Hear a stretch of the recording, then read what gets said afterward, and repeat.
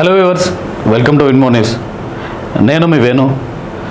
ఇవాళ మన పాడ్కాస్ట్కి జనరల్గా చాలామంది దగ్గర ఒక సామెత ఉంటుంది. ఏదైనా ఒక బండి తెచ్చినా, ఇంకోటి ఏదైనా పెద్ద బండి ఏదైనా తెచ్చినా కూడా నువ్వేమైనా పెట్రోల్ బంక్ ఓనర్ కొడుకువా అని అంటూ ఉంటారు.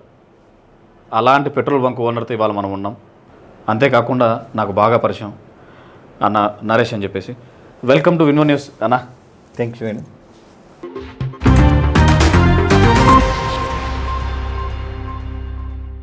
అన్న, మొదటగా వస్తే ఇన్ని బిజినెస్లో నీకు పెట్రోల్ బంకే పెట్టాలని ఎందుకు ఆలోచన వచ్చింది? నీ క్వాలిఫికేషన్ ఏమి, ఎక్కడుంది నమ్మంది బంక్? నాది వచ్చేసి నీట్ వచ్చేసి కుందిర్పి వేణు అన్న. కళ్యాణదుర్గంలో పెట్రోల్ బంక్ అవుట్లెట్ స్టార్ట్ చేయడం జరిగింది. నా క్వాలిఫికేషన్ వచ్చేసి MA RD rural development Anantapuram SK యూనివర్సిటీలో కంప్లీట్ చేసుకున్నాను. 2-3 బిజినెస్ కూడా చేశాము. వైన్ షాప్స్, తర్వాత వచ్చేసి కాంట్రాక్టర్ కూడా పనిచేశాను. వైన్ షాప్స్ కూడా చేశాము. పెట్రోల్ బంక్ స్టార్ట్ చేయడం జరిగింది. చాలా ఇష్టపడి పెట్టారు అయితే.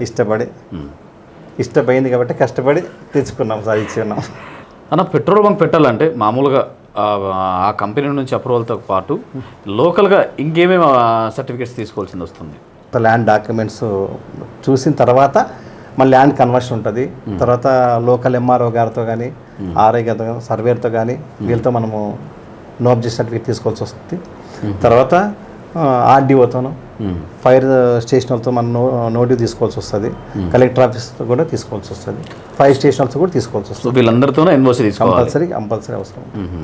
అంటే మంచి మహేంద్ర తారు ఇలాంటిది ఏమైనా పెద్ద పెద్ద వెహికల్స్ తీసుకోవాలంటే మీ నాన్నకి ఏమైనా పెట్రోల్ బంక్ ఉందా అనేసి అంటూ ఉంటారు. అంత మార్జిన్ ఉందానా? వేణుగారు ఇంతకుముందు ఉన్నింది కాదనలేదు, అంటే ఇప్పుడు కూడా ఉంది.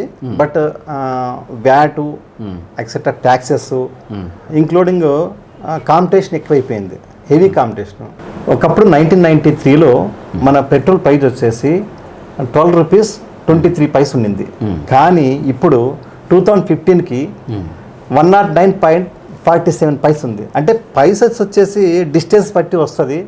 బట్ రూపీస్ వచ్చేసి అప్పటికి 12 రూపీస్, ఇప్పటికి వచ్చేసి 109 రూపీస్. ఎంత మార్జిన్ పెరిగిపోయింది అనేది మనకి ఇప్పుడు అర్థమవుతుంది.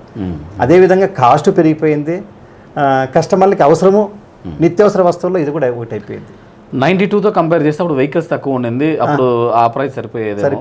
ఇప్పుడు వెహికల్స్ పెరిగాయి, దాంతోపాటు మీరు ప్రైస్ ఇంక్రీజ్ జరిగారు. అవుట్లెట్స్ కూడా పెరిగిపోయాయి కదండి. ఈ ఏరియాకి అయితే ఈ అవుట్లెట్కి సరిపోతుందని చెప్పేసి కంపెనీ వాళ్ళు ఇచ్చేవారు. ఇప్పుడు అలా కాదు, ఇష్టానుసారం నోటిఫికేషన్స్ అయిపోయినాయి. అందులో ప్రైవేట్ కంపెనీస్ కూడా వచ్చేసాయి. కాంపిటీషన్ హెవీ అయిపోయింది. అలా లేదు ఇప్పుడు బిజినెస్ అయితే అలా లేదు పరిస్థితి. అందుకే అన్న, ఈ మధ్యకాలంలో కొన్ని చూస్తుంటాం, అక్కడ ఏదో మిక్స్ చేశారని, కిరోసిన్ ఏదో వేసారని ఇలా అంటూ ఉంటారు. ఎలా సాధ్యమవుతుంది అన్న? ఎట్లా చేస్తారు మీరు? కిరోసిన్ అంటే ఇంతకుముందు జరిగినవి, కానీ ఇప్పుడు కొత్తగా ట్రెండ్ మారింది. ఫ్రాడ్ కూడా మారింది, అప్డేట్ అయినారన్నమాట. ఈ మధ్య కాలంలో చిప్ ఏదో పెట్టామని పెట్రోల్ పట్టుకొని మరి వేస్తున్నారని చెప్పేసి ఇలా జరుగుతున్నాయన్న. చిప్ ఎందుకు పెడుతున్నారంటే ఫ్రాడ్ అన్నమాట. అంటే మోసం చేయాలనే ఉద్దేశంతోనే పెడతారు. ఇప్పుడు 1 లీటర్ ఆ చిప్ పెడితే ఏమవుతుందంటే 1 లీటర్ పెట్రోల్కి 20 ml 30 ml తక్కువ రిలీజ్ చేస్తుంది ఆ చిప్ పెట్టడం వల్ల. దీని ద్వారా నిజాయితీగా ఉన్న డీలర్స్ కూడా తప్పు పట్టే దొంగలా చూస్తున్నారు ప్రతి చోట. అందరూ అలా కాదు, అందరూ అలానే ఉండరు. అందరూ అలా మాలాంటి నిజాయితీ పనులు ఉన్నారు, నిజాయితీగానే చేస్తారు. సాధారణ పౌరుడు, ఎగ్జాంపుల్ నేనే ఉన్నాను, దాంట్లో చిప్ పెట్టారా లేదా, వాళ్ళు పూర్తిగా వేస్తున్నారా లేదా అని మాకు ఎట్లా తెలుసుకోవచ్చు అన్న? ఏదైనా సొల్యూషన్ ఉందా? వేణు, కస్టమర్ వచ్చేసి రీడింగ్ చూస్తాడు. మనం ఇచ్చిన అమౌంట్కి రీడింగ్లో మన ఫ్యూయల్ ఇంత పడిందా లేదని చెక్ చేసుకోవాలి. అది కామనే కాదండి. బట్ చిప్ పెట్టారు, వీళ్ళు మన ఫ్రాడ్ చేస్తున్నారని తెలుసుకోవాలంటే కొద్దిగా కష్టంగానే ఉంటుంది కాదండి. ప్రతి కస్టమర్ దాన్ని ఐడెంటిఫై చేసేకి వీలు కాకుండా కూడా చాలామంది దాన్ని చిప్ పెట్టే ఇది ఉంది. కానీ కంపెనీ వాళ్ళు చిప్ పెట్టడానికి వీలు లేకుండా సీల్ చేస్తారు. ఇయర్లీ కంపల్సరీ మాకు వచ్చేసి వెయిట్ అండ్ మెజర్స్ స్టాంపింగ్ వేసిపోతారు. ఆ స్టాంపింగ్ వేసినప్పుడు సీల్ ఉంటుంది. ఆ సీల్ 99% ఓపెన్ చేసేకైతే ఉండదు. ఒక్కసారి ఓపెన్ చేస్తే మాది ఆన్లైన్ సిస్టమ్ కాబట్టి తెలిసిపోతుంది. దాని సీల్ టచ్ చేసేకి లేదు ఎవరు. మేబీ కాదు, బట్ అవి లేకపోయినా కూడా రీసెంట్గా చేస్తున్నారని విన్నాము. అది మనకి కస్టమర్కి కష్టంగానే ఉంటుంది. కానీ వీటిపైన అయితే తీవ్రంగా చర్య తీసుకుంటుంది మా కంపెనీ వాళ్ళు, తీసుకుంటున్నారు. అక్కడ వింటుంటామన్నా, ఏమని రిమోట్తో ఆపరేట్ చేస్తారని, ఏదో ఒక బటన్ ఉంటే ఆఫ్ చేస్తారని చెప్పి ఇలా అంటూ ఉంటారు.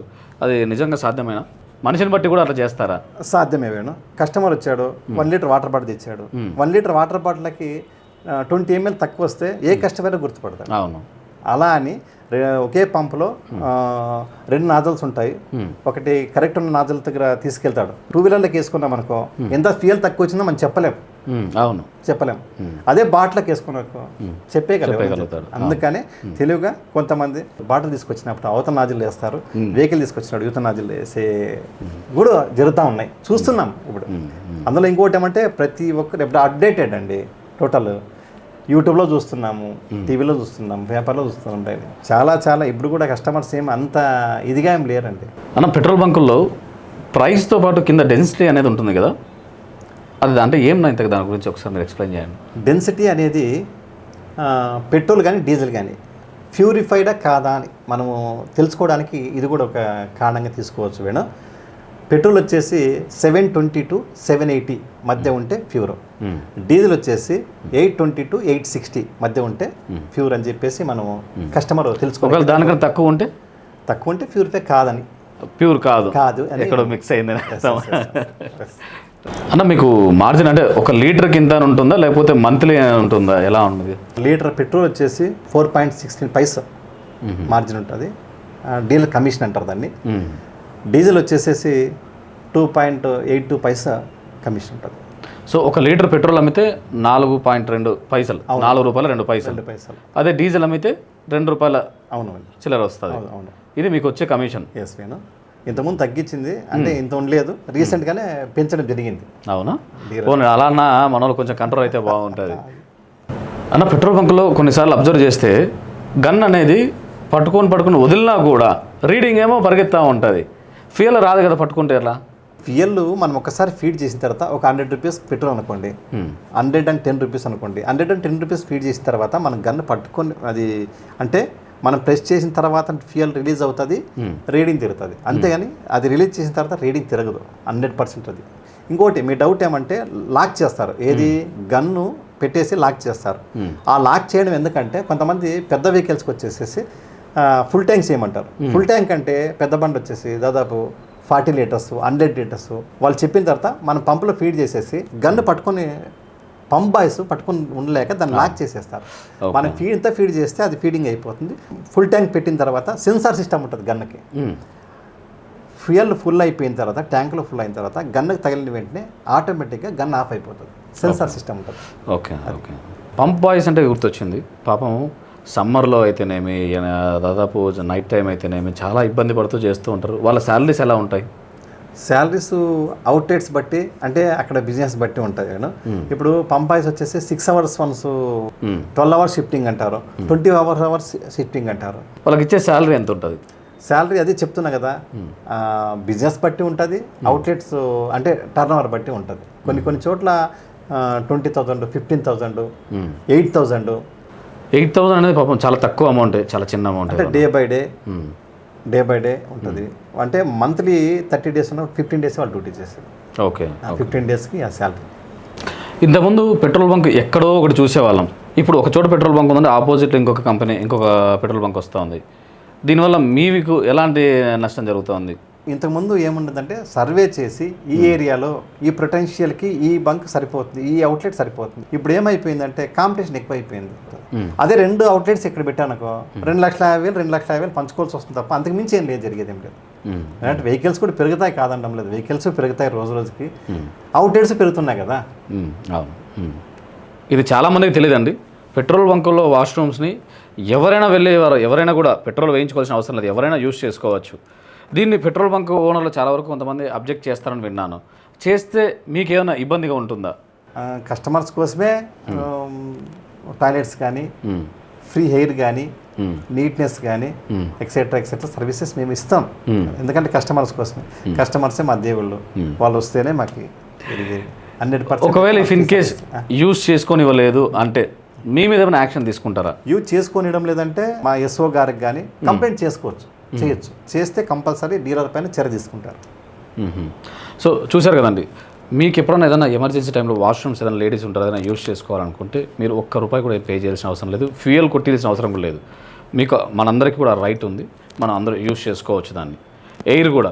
ఎయిర్ అయినా సరే, మీరు వాష్రూమ్స్ అయినా సరే తప్పకుండా యూజ్ చేసుకోవచ్చు. అక్కడ ఏదైనా అబ్జెక్షన్ జరిగింది అంటే అక్కడ ఒక కంప్లైంట్ బాక్స్ ఉంటుంది, కంపల్సరీగా ఒక కంప్లైంట్ రైజ్ చేయండి, డెఫినెట్గా యాక్షన్ తీసుకుంటారు. నేను ఒకటి విన్నాను అన్న, ఒక పెద్ద ఆయన సూపర్ ఎక్సెల్ టీవీఎస్ ఎక్సెల్లో ఆయన వెళ్ళి ఒక 100 రూపాయలు 150 రూపాయలు పెట్రోల్ కొట్టించడానికి వెళ్తే అంతకుముందు ఎవరో కొట్టించిన దాన్ని ఎగ్జాంపుల్ 200 రూపాయలు పెట్రోల్ కొట్టించడానికి వెళ్ళాడు. ఆ 100 జీరో చేయకుండా డైరెక్ట్గా 200 చెప్పి చూపించాడు. అలాంటి వాళ్ళకి అవగాహన రావాలంటే మీ నుంచి ఎట్లా సలహా ఏమి ఇస్తారు? 100% ఎక్కడ అలాంటి జరగదు. ఒకవేళ ఇన్కేస్ జరిగింది అనుకో, చెప్తుంది కదా 1 or 2% ఉండొచ్చు మేబీ, ఫ్రాడ్ కాదనడం లేదు. చూసుకోవాలి మనం ఎంత ఇస్తున్నాం, జీరో చేసాడా లేదా. ఇంకోటి ఏమంటే మేము పెట్టుకునే పంప్ ఆయిల్కి కంపల్సరీ ముందే ట్రైనింగ్ ఇస్తాం. ఏమని ఇస్తాం, కంపల్సరీ రీడింగ్ చూపించండి, జీరో చూపించండి. జీరో చూపించిన తర్వాత 1 2 సార్లు కనుక్కొని ఎంత వేయాలా, మీకు ఫ్యూయల్ ఎంత కావాలా, ఎంత వేయాలని చెప్పేసి రీడింగ్ చూపించేసేసి ఫ్యూయల్ వేయమని చెప్తాం. ఒకవేళ జరిగింది అనుకోండి, అది కస్టమర్ రెస్పాన్సిబిలిటీ తీసుకోవాల్సి వస్తుంది. చూసుకోవాలి, జీరో అయిన తర్వాతనే ఫ్యూయల్ వేయమని చెప్పాలి. అది ఫ్యూయల్ వేయిస్తున్నప్పుడు ఫోన్ మాట్లాడద్దని కానీ లేదా ఏదైనా ఫోన్ పక్కన పెట్టని కానీ అంటుంటారు. దీనివల్ల జరిగే పరిణామాలు, ఫ్యూయల్ వేసేటప్పుడు ఫోన్ కంపల్సరీ 100% మాట్లాడకూడదు. అక్కడ మేము బోర్డు కూడా వేసి ఉంటాం, ఫోన్ నాట్ అలౌడ్ అంటే ఫోన్ మాట్లాడడం అక్కడ తప్పు. అది ఎందుకంటే ఫోన్ మాట్లాడేటప్పటికి రేడియేషన్స్ దానివల్ల మెల్ట్ అయ్యి ప్రమాదం జరిగే అవకాశం ఉంది కాబట్టి కంపల్సరీ దాన్ని అవాయిడ్ చేయమని చెప్తాం. గ్యాస్ కూడా 100% అలౌ చేయం మేము. ఓకే, సిలిండర్స్ వచ్చినా, ఖాళీ సిలిండర్స్ వచ్చినా కూడా బయట పెట్టి రండి అని చెప్తాం కస్టమర్స్కి. పెట్రోల్ బంకుల్లో ఏదో ఒక చిన్న బటన్ లాంటిది అంటే ఏదో ఉంటుంది, దాన్ని ఆన్ ఆఫ్ చేస్తారు మనిషిని బట్టి అని చెప్పేసి అంటూ ఉంటారు. అది ఎలా ఉంటుంది, ఎక్కడ ఉంటుంది అన్న? మన పంప్ దగ్గరే ఆఫ్ అండ్ ఆన్ బటన్ ఉంటుంది. ఈ మదర్ బోర్డుకి ఈ ప్రోగ్రామ్ వాడు కనెక్ట్ చేసిన తర్వాత ఆ ప్రోగ్రామ్ అంటే 1 లీటర్కి వచ్చేసి 20 ml 30 ml ఫ్యూయల్ తక్కువ వచ్చేటట్టు వాడు ఆ ప్రోగ్రామ్ మేనేజ్ చేసింటాడు. అది పెట్టేసిన తర్వాత అదే రూట్లోనే అది ప్రతి లీటర్కి 20 ml 30 ml కట్ అయ్యి వస్తుంది. కానీ ఒక కస్టమర్ వచ్చాడు అనుకోండి, అతనికి అన్నీ తెలుసు అనుకోండి, ఆయన కనుక్కుంటాడే అనుకోండి, అక్కడ ఆ ప్రోగ్రామ్ రిమూవ్ కావాలంటే ఆఫ్ అండ్ ఆన్ చేసేస్తే ఆఫ్ అండ్ ఆన్ అయిన వెంటనే ఆ ప్రోగ్రాము వెళ్ళిపోతుంది. యాజ్ ఇట్ ఈస్గా నీకు లీటర్ ఫీడ్ చేస్తే లీటరే పడుతుంది. ఇప్పుడు చాలా చోట్ల కర్ణాటక బార్డర్గా దగ్గరగా ఉన్న పెట్రోల్ బంకులకి లేదా మామూలుగా సిటీ మిడిల్లో ఉన్న వాటికి ప్రైస్ ఏమైనా వేరియేషన్ ఉంటుందా ఏది డీలర్లకి? ఎందుకంటే చాలా వరకు కర్ణాటకలో పెట్రోల్ వేయించుకొని వస్తారు. మరి అక్కడున్న బంక్ ఓనర్ పరిస్థితి ఏంది? సరే, నేను బయట ప్రతి ఒక్కరూ మాట్లాడుతుంటారన్నా, నువ్వు ఇందాక చెప్పావు నువ్వు ఏమని, పెట్రోల్ బంక్ కదా, పెట్రోల్ బంక్ ఓనర్ కదా, దండికి ప్రాఫిట్స్ ఉంటాయి, దండిగా ఇన్కమ్ ఉంటుంది అనుకుంటారు. ఇన్కమ్తో పాటు ప్రతి బిజినెస్లోనూ లాభ నష్టాలు ఉండింది, బిజినెస్ ఏది ఉండదు. అలానే మాది కూడా. అప్పుడేదో ఫ్రాడ్ జరిగేది, అప్పుడు మంచి మంచి లాభాలు ఉండేవి, అవుట్లెట్స్ కూడా తక్కువ ఉండేవి జరిగేవి. కానీ ఇప్పుడు అలా కాదు, హెవీ కాంపిటీషన్. వాటితో పాటు ఇప్పుడు డీలర్ కష్టాలు కూడా చూపించాల్సిన బాధ్యత మీది. ఇప్పుడు లాభాలు వస్తున్నాయని చెప్పేసి మమ్మల్ని కూర్చోబెట్టేసి చెప్పడమే కాకుండా మా నష్టాలు కూడా కస్టమర్స్ కానీ ప్రజలకు కానీ చేరవేయాల్సిన బాధ్యత మీకే ఉంటుంది. నష్టాలతో కూడిన అవుట్లెట్స్ కూడా ఉన్నాయి. ఇప్పుడు చాలా చోట్ల చెప్పాను కదా, బార్డర్లు అన్నీ బంద్ చేశారు. ఇప్పుడు 1,20,00,000 రూపాయలు పెట్టి అవుట్లెట్ ఓపెన్ చేసుకుని ఇప్పుడు బంద్ చేసుకోవాలంటే వాళ్ళు ఎంత ఏ రేంజ్లో లాస్ అయి ఉంటారు అనేది మనం ఒకసారి గ్రహించాలి. ఎందుకు వస్తాయి నా లాస్లు, ఎందుకు వస్తాయి? రీజన్ వచ్చేసి వ్యాట్. మన ఏపీకి మన స్టేట్లో 29 స్టేట్లలో మన స్టేట్ టాప్లో ఉంది. ఏది కాస్ట్, ఫ్యూయల్ కాస్ట్ వచ్చేసి టాప్లో ఉంది. ఏపీకి కర్ణాటకకి మధ్య దాదాపు 7 రూపీస్ 8 రూపీస్ తేడా ఉంది. అనంతపురం నుంచి బెంగళూరుకి వేరియేషన్ చూస్తే 8 రూపీస్ ఉంది. ఇంకోటి ఏమంటే చెప్పుకోని సమస్యలు కూడా ఉన్నాయి. ఇక్కడ అన్నీ షేర్ చేసుకోలేము. కొంతమందికి వేయాల్సి వస్తుంది, ఫ్రీగా వేయాల్సి వస్తుంది, ఫ్రీ సర్వీస్ కూడా చేయాల్సి వస్తుంది. అవన్నీ మనం షేర్ చేసుకోలేమంటే అది చాలా ఉన్నాయి సమస్యలు. మీరు వేయాల్సి వస్తుంది. వేయమనడానికి లేదు కదండి, వేయాల్సింది కదా. అప్పుడప్పుడు 1-2 వీడియోలు చూశానన్నా, పెట్రోల్లో వాటర్ మిక్స్ అయింది, నా బండి చెడిపోయిందని చెప్పేసి గొడవలు జరుగుతూ ఉంటాయి. తెలిసి వాటర్ ఎట్లా మిక్స్ చేస్తారన్నా? అది అపోహ. వేణు చూసింటావు, నీకు కాదనడం లేదు. ఫ్యూయల్లో వాటర్ మిక్స్ చేయడం అనేది అపోహ. అది ఎలా అంటే కస్టమర్ ఏమనుకుంటారంటే, తెలియని విషయం ఏమంటే తెలుసుకున్న విషయం ఏది, కంపెనీ వాళ్ళే ఇథనాలు 20% మిక్స్ చేసి అది ఇంజన్ మైలేజ్ కోసము, ఇంజన్ లైఫ్ రావడానికి ఉద్దేశంతో 20% ఇథనాల్ మిక్స్ చేస్తారు. ఆ మిక్స్ చేసిన పెట్రోల్ని E2 అంటారు. ఆ ఫ్యూయల్లో ఒక డ్రాప్ వాటర్ పడినా అది ఇంక్రీజ్ అవుతుంటుంది. దానివల్ల వాటర్ కనిపిస్తాయి అంతేగాని ఏ డీలర్ కూడా వాటర్ మిక్స్ చేసే ఛాన్సెస్ అయితే 100% ఉండదు. సో మీరు అన్నది ఎప్పుడన్నా పొరపాటున వాటర్ అది ఇంక్రీజ్ అవుతుంది. ఒక 1/2 లీటర్ పడింది అనుకోండి, నెక్స్ట్ డే 1 లీటర్ అవుతుంది, నెక్స్ట్ డే 2 లీటర్ అవుతుంది, మళ్ళీ 4 లీటర్స్ అవుతుంది. అది ఇంక్రీజ్ అవుతుంది. Okay okay. కొన్ని సందర్భాల్లో చూస్తూ ఉంటాం, కొన్ని పెట్రోల్ బంకుల్లో పెట్రోల్ కొట్టించినప్పుడు ఎటువంటి స్మోక్ రాదు, అదే 1-2 పెట్రోల్ బంకుల్లో కొట్టించినప్పుడు స్మోక్ ఎక్కువ వస్తుందని చెప్పి వింటూ ఉంటాం. ఒక అపోహ అంతే. అంటే ఈ బంకులో ఫ్యూయల్ కొట్టిస్తే స్మోక్ వస్తుంది అని వెహికల్ ఇంజన్ సంబంధించిన విషయం కానీ అది ఫ్యూయల్కి సంబంధించిన విషయం అయితే కాదు. ఇంజన్ ప్రాబ్లం అని అనుకోవచ్చు కదా, ఓన్లీ పెట్రోలే ప్రాబ్లం అని ఎందుకు అనుకోవచ్చు? అప్పుడు వరకు రాని స్మోక్ అక్కడ పెట్రోల్ కొట్టేయగానే వచ్చేస్తుంది. నేను కూడా ఫేస్ చేశాను ఒక చేత. ఇంతకుముందు కాలంలో కిరోసిన్ మిక్స్ చేసేవారని వినేవాళ్ళం. ఇప్పుడు కిరోసిన్ కాకుండా ఇంకేదైనా కొత్తగా ఏదైనా వచ్చిందా మిక్స్ చేయడానికి? ఇంతకుముందు కాలంలో విన్నది వాస్తవాలు, అవాస్తవాలు నాకైతే తెలియదు కానీ నేను విన్నాను. కానీ ఇంతకుముందు ఆన్లైన్ సిస్టమ్ అయితే ఉండేది కాదు. ఇప్పుడు అన్ని ఆన్లైన్ సిస్టమే. A to Z మనకు ఒక ఎన్ని లీటర్స్ వచ్చాయో, ఎంత డెన్సిటీతో వచ్చిందో కంపల్సరీ రికార్డ్ అయి ఉంటుంది.